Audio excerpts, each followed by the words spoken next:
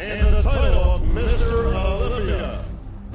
His six-time Mr. Olympia. There it is.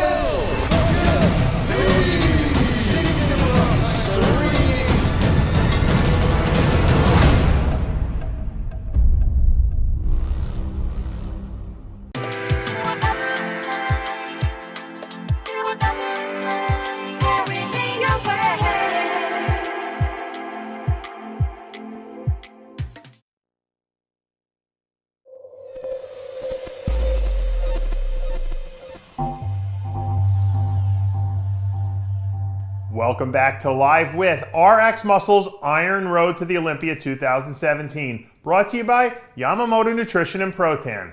I'm Dave Palumbo, and today's guest is the 2016 Miss, I guess you could say, Physique Olympia runner-up, and the Lil Monstar herself, Dani Reardon. Hi! We got you here. We got you back, and you're all, you look like the fire goddess with those red highlights in your hair. Thank you. You shocked everyone in the bodybuilding world last year. You nearly won the Miss Olympia from Juliana Malacarne. You were a solid second for certain.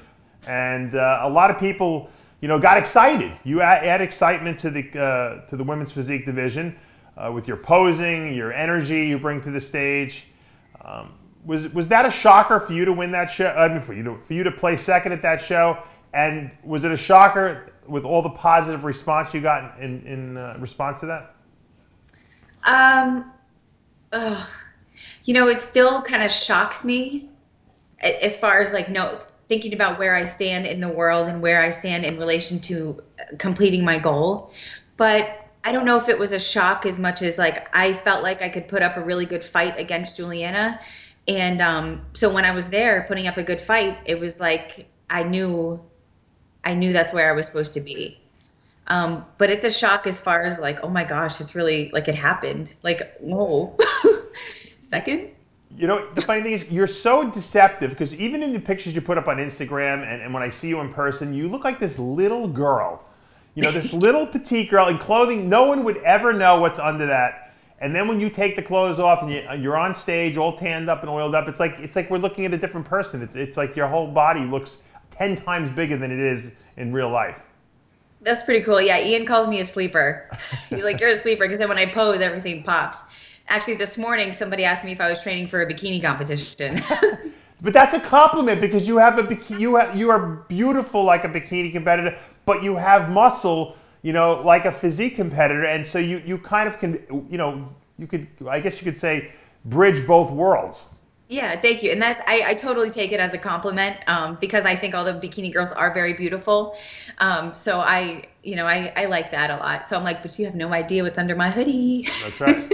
No, it's always better to be underestimated, I always say. Now, yeah.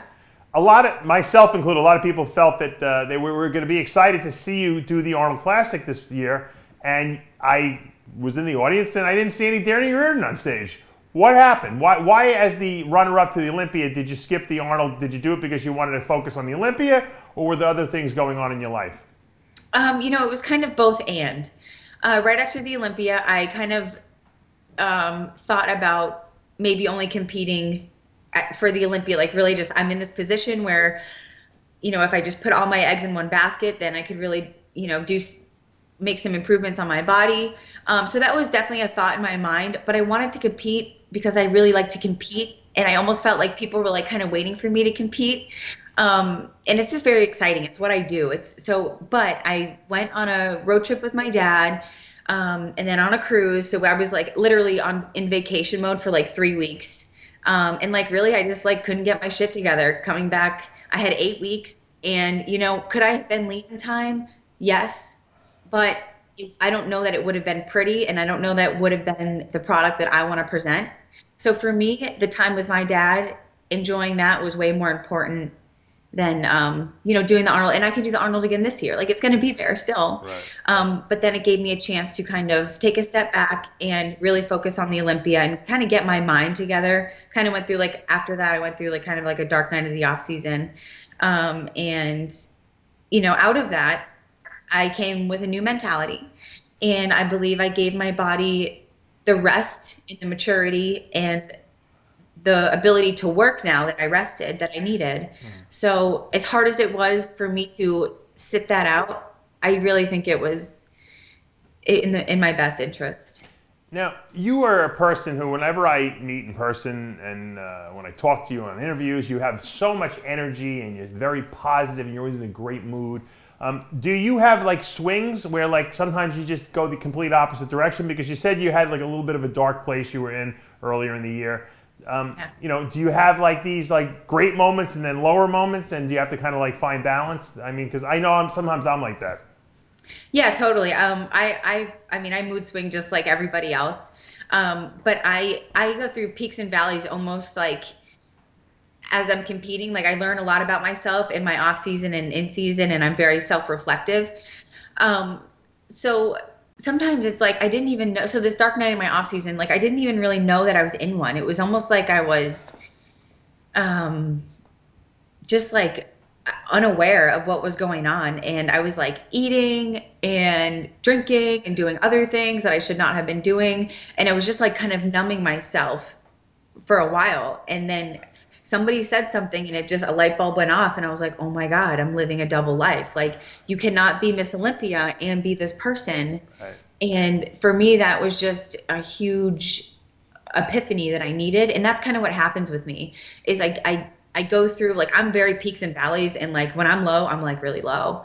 But I'm still very positive in like around people, and my energy is always good, but I go through things internally, I guess I would say. Right. Yeah. That makes sense. But you know what?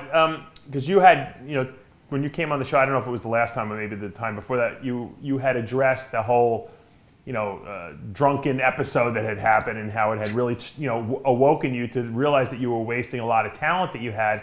And you rededicated yourself, and you completely changed your physique, and you started winning shows, and you became this great, persona in our industry. But that's something obviously that you do struggle with, and I think that makes you human, because I think a lot of people see, bodybuilders, and people who compete as being these superhuman individuals, and they forget that they have the same foibles as everyone else. They have the same, life challenges, and they go through ups and downs, and it's how you meet these challenges that really defines whether you're a champion or you're just a person, another guy on the street, Yeah, and I think that because I have a little bit of attention on me with the following and the bodybuilding and everything, that when I go through ups and downs is almost like exploited. Mm-hmm. But the coolest thing that I've kind of like really taken on about this industry and the following and the shit that I go through is being able to talk about it and to be honest about it. Because by me sharing my dark times, it lets other people know that like they're going to be okay. Like I go through things too, and this is how I came out of it. So I got such a great response after I did that dark night. Cause I talked about my ego just having a hold of me, right, and crowding my light. So it's really been really cool to like even just help people with their dark times. What advice do you give to people when they're having tough times? How do you get people? How do you snap out of it? And how would you suggest that other people go about snapping out of it if they get into one of these funks? Especially, and I see a lot of competitors this happens to after their show. It's almost like a post-show depression they go into.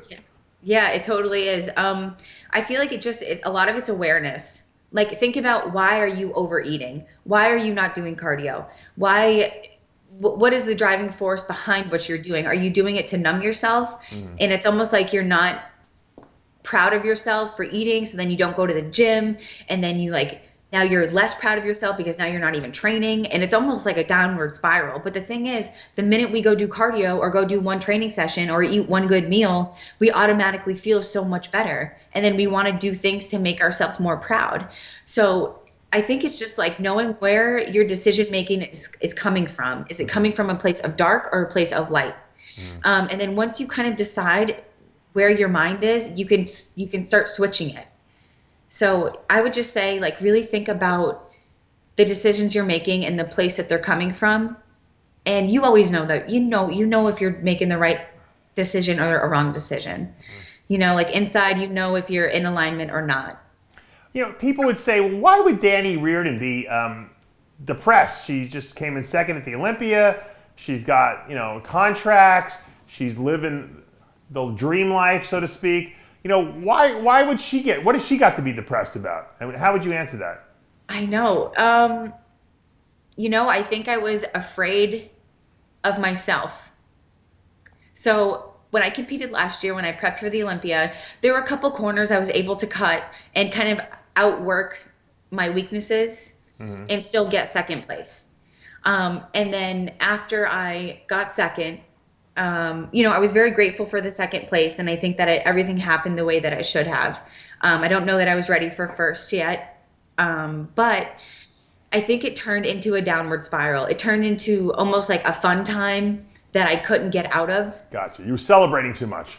I was celebrating too much, and it was like this dark part of me that did not want my light to shine. So it self-sabotaged. It made me think that doing this and doing that was okay. Right. And and it was just it was kind of a spiral. So and then I got nerve injuries, like I had thoracic outlet syndrome. So like there were many nights, probably 4 months where I like literally had to sleep in a chair and hang my arms down because I was heavy. Oh, so you gained a lot of weight. How heavy did you get? I was probably 145 to 150 at my heaviest. And what do you compete at? Like 117. Okay, so that's a lot of weight for you. It is, and I think I have thoracic outlet syndrome. So like the nerves and blood vessels that go over my first rib get impinged. And because I have muscle, it manifests. And then when I have off-season fat on top of my muscle, it's like excruciating. Yeah, so you gotta kind of stay in balance then, and you can't look. It is. You see it in Hollywood all the time with these rock stars. The most humble people become lunatics because they get the celebrity aspect of it almost is like the lifestyle, the appeal. It's you get sucked into it sometimes, and that just means that you're human. I think, and to admit it is also to mean that you're human, and I think people can relate to that, and it's good that you talk about things like that because it makes you much more human and more, I guess you could say, real to people. Now, one thing I always wanted to ask you is, when you're backstage, you're probably the smallest girl on the entire, Women's Physique Olympia stage. Certainly the lightest, probably the shortest. And what does that feel like backstage? Is it intimidating? Because, it is a muscle contest to a certain degree. Granted, it's the symmetry and the shape and the presentation, and that's how you beat these other competitors on it. But it must be intimidating being the littlest girl back there. Sometimes it is. It's funny. I don't really ever think of myself as short until I see myself next to the other competitors. I don't see myself like that. But I'll tell you, when I'm standing next to somebody like Heather Grace, somebody who's like kind of tall and like super jacked, I'm like, damn, like you are muscular. But like the thing is, like when I get pumped up, I'm tiny, but I'm mighty. Yeah. And I kind of just keep that, I just show up my best, and I just kind of keep everything very lighthearted. And I think I don't really compare myself much backstage because I leave that up to the judges. Got it. Well, that's smart, but some people would do that anyway. Now, let me ask you this question because the urge to get bigger, has to be there at certain points. Anyone who works out and bodybuilds always wants, to put on a certain amount of size. And when you see how big these other girls are, how do you restrain yourself in a sense and say, you know what? I got a certain look. I can add muscle, but I can't add too much because it's going to make me look blah. Yeah, I mean, how do you keep yourself from going overboard? Well, I just kind of let it happen as natural as possible. Like I don't really ever. I aim to get better. I don't know that I aim to always get bigger. I think there are certain body parts that I may need to put some muscle on, and like develop a little more shape and a little more depth. But I really like the size that I am. And if they start awarding bigger girls and I have to take measures that I really don't want to take and that I haven't had to take yet, then at that point, I don't know that it would be worth it for me anymore. But so far, it's working in my favor. Yeah, no, well, it's a very mature attitude. A lot of people get sucked into that whole size game. And a lot of times they ruin their physiques and ruin their femininity, especially if in the women's division. So I applaud you for being your own, you're your own judge. You have a certain look that you like, and you stick to that. And I wish more girls out there would follow suit. Maybe if you win the Olympia, that'll set a new precedent. Hey, I'll do my best.